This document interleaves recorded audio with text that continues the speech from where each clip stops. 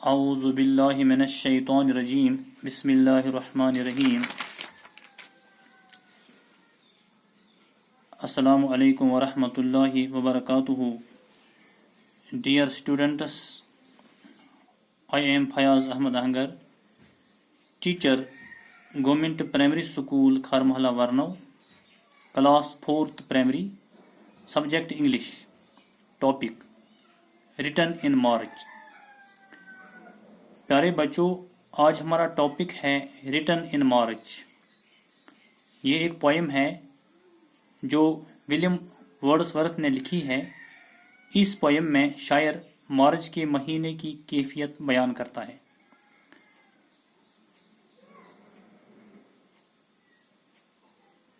یہ نظم مارچ میں لکھی گئی ہے. پیارے بچوں، اپنی انگریزی کتاب کے پیج نمبر 38 پر غور سے دیکھو. اب ہم شروع کریں گے یہ لیسن ریٹن ان مارچ.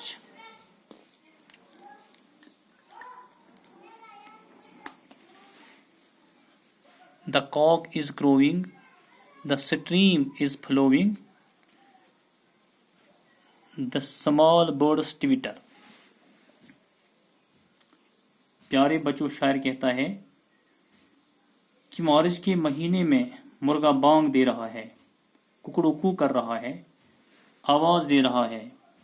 پیارے بچوں، آپ نے سنا ہوگا کہ صبح سویرے مرغا اذان دیتا ہے اور دن میں بھی اذان دیتا ہے.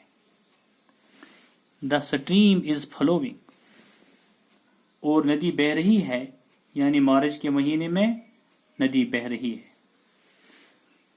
The small birds twitter، اور چھوٹے چھوٹے پرندے چوں چوں کر رہے ہیں، چہچہا رہے ہیں، اپنی بولی کر رہے ہیں. The green field sleeps in the sun،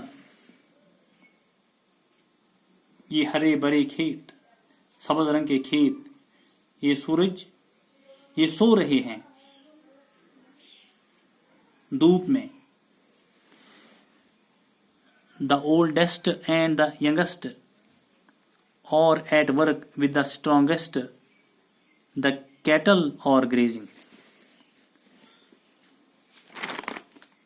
یعنی سب سے بزرگ اور سب سے چھوٹے اپنے کاموں پہ لگے ہوتے ہیں، سب طاقتوروں کے ساتھ اس ٹائم میں، یعنی مارچ کے مہینے میں. مویشی چر رہے ہیں، یعنی گھاس کھا رہے ہیں اس ٹائم میں، یعنی مارچ کے مہینے میں. Their heads never raising, there are 40 feeding like one, like an army defeated. وہ اپنے سر نہیں اٹھا رہے ہیں، ایک ساتھ ان کے سر آپس میں ملے ہوتے ہیں، کیونکہ ان کو ہری ہری گھاس کھانے کے لیے مل رہی ہے اس ٹائم، یعنی مارچ کے مہینے میں. وہاں 40 مویشی کھا رہے ہیں چارہ یعنی گھاس، لیکن ایسا لگتا ہے جیسے ایک ہی ہے، جیسے کوئی آرمی جنگ لڑ رہی ہے، کہ آرمی جب جنگ لڑتی ہے تو ایک ساتھ ہو کر سبھی لڑتے ہیں، تو پتہ نہیں چلتا ہے یہ ایک ہے یا بہت ساری، آپس میں ایک دوسرے کے ساتھ جڑے ہوتے ہیں. اسی طرح یہ مویشی ایک دوسرے کے ساتھ جڑے ہوتے ہیں. پیارے بچوں، آج ہم اتنا ہی پڑھیں گے.